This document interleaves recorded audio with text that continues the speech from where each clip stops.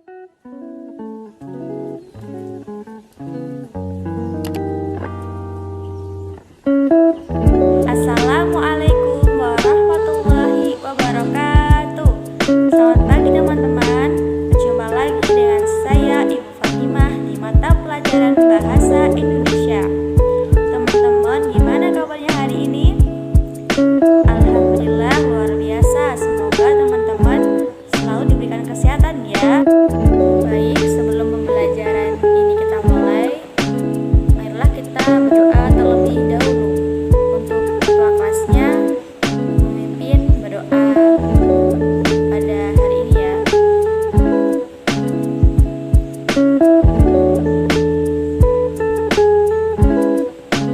Baik, setelah itu Ibu akan presensi kehadiran teman-teman.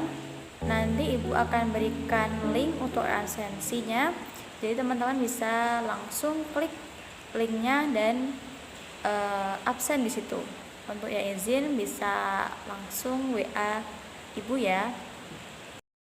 Hari ini kita akan mempelajari materi tentang teks laporan hasil observasi atau biasa disingkat dengan teks LHO.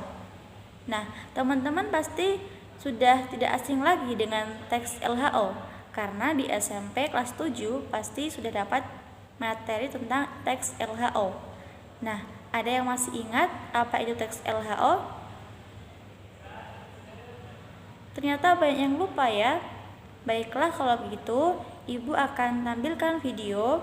Nanti teman-teman tolong disimak ya. Baik, ini dia videonya. Tolong disimak dan diamati ya.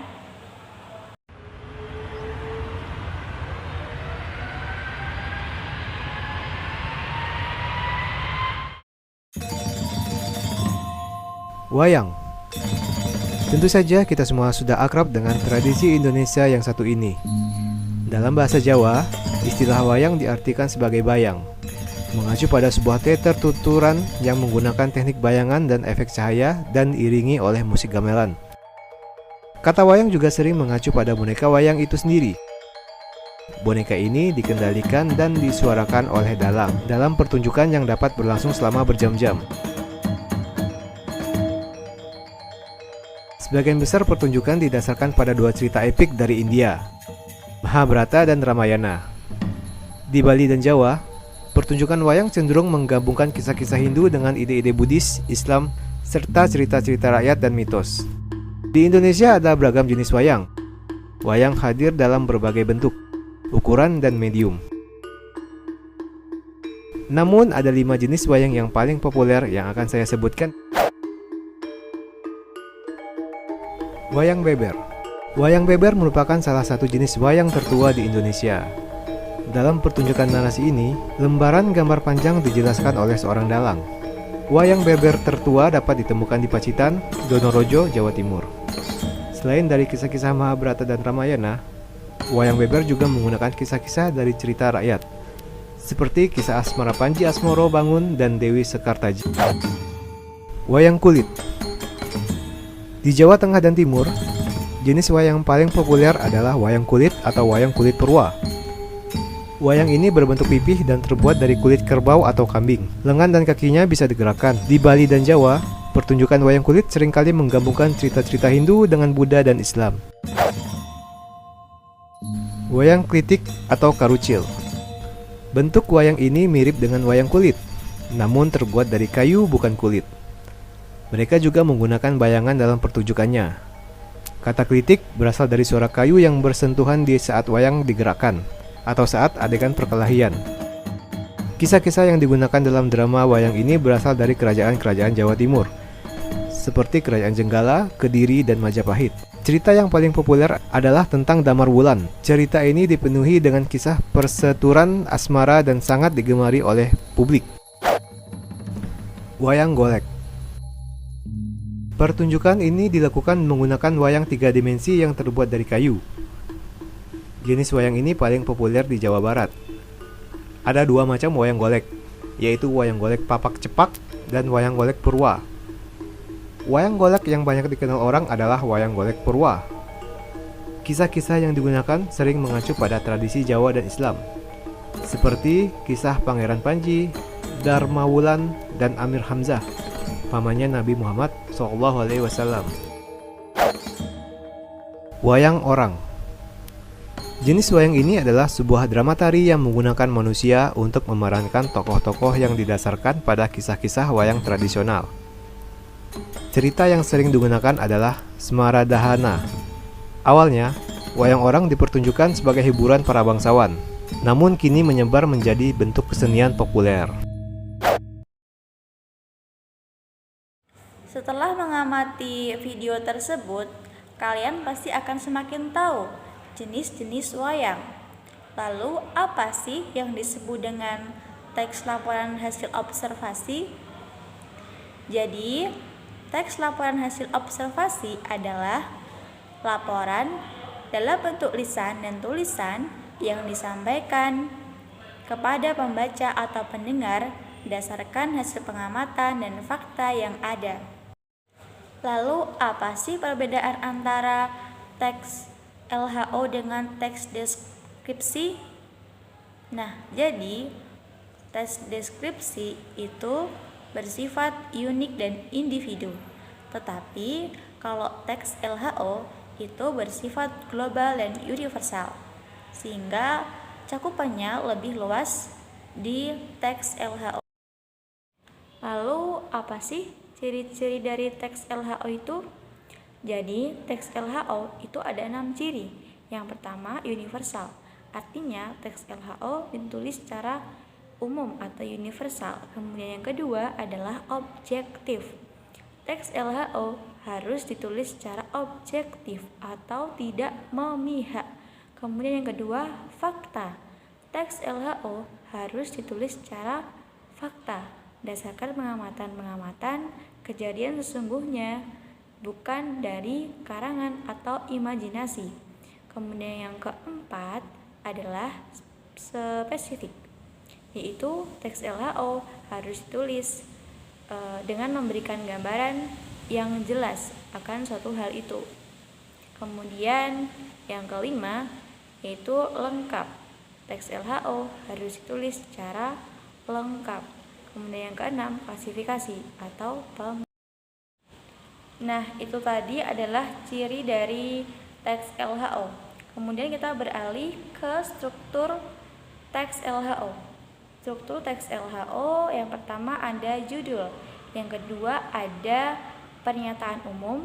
Di pernyataan umum ini berisi tentang pengantar atau pembuka hal yang akan disampaikan. Kemudian yang kedua yaitu deskripsi bagian. Di sini dijelaskan secara detail objek yang akan diamati. Kemudian yang terakhir adalah deskripsi manfaat. Di sini berisi tentang manfaat atau fungsi dari objek kajian, objek yang diamati. Terus bagaimana sih Bu caranya mencari isi pokok atau gagasan pokok dari teks LHO? Nah, caranya agar bisa mengetahui isi pokok dari teks LHO yaitu dengan mencari gagasan pokoknya. Gagasan pokok diperoleh dari kalimat utama. Sehingga kalian jika ingin menentukan isi pokok dari teks LHO, maka harus mencari kalimat utama dari teks LHO tersebut. Nah, sekarang tolong ditutup bukunya, kemudian fokus pada pertanyaan yang Ibu berikan. Jadi, Ibu akan memberikan pertanyaan, nanti tolong dijawab ya secara cepat. Siapa yang berhasil menjawab atau siapa yang menjawab nanti akan ada nilai tambahan. Baik, dengarkan baik-baik ya. Dengarkan dengan seksama. Yang pertama yaitu apa yang dimaksud dengan teks LHO. Kemudian yang kedua, apa perbedaan teks LHO dan deskripsi. Kemudian yang ketiga, apa saja ciri-ciri dari teks LHO. Kemudian yang keempat, bagaimana struktur teks LHO. Kemudian yang kelima, bagaimana cara menentukan isi pokok dari teks LHO. Nah, itu apa saja pertanyaannya sebagai mata pelajaran ini. Semoga teman-teman anak-anak bisa memahami materi yang Ibu berikan. Nah, sekarang Ibu akan memberikan tugas kelompok. Jadi, nanti tolong ketua kelasnya membentuk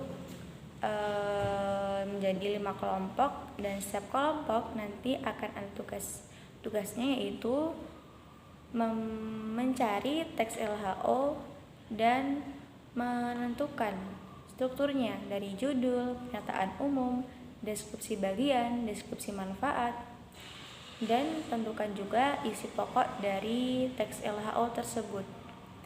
Nanti minggu depan setiap kelompok mempresentasikan tugasnya.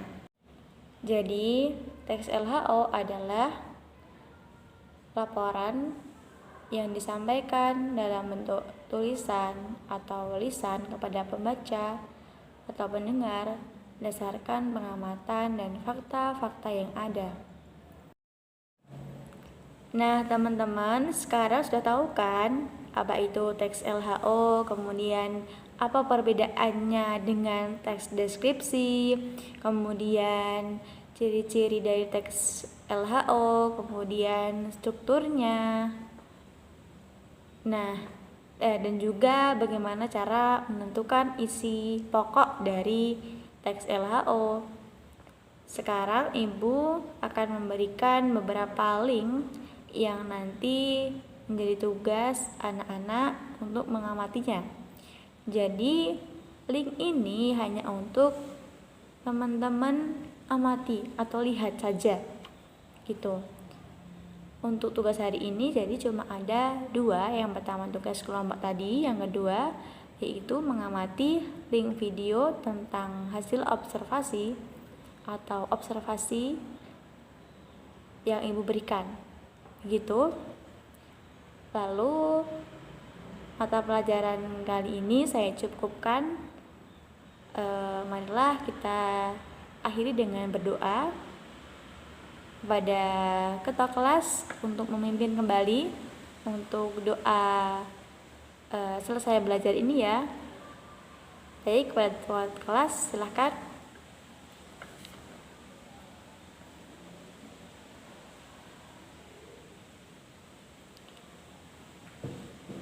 Berdoa selesai ya. Saya akhiri. Wassalamualaikum warahmatullahi wabarakatuh.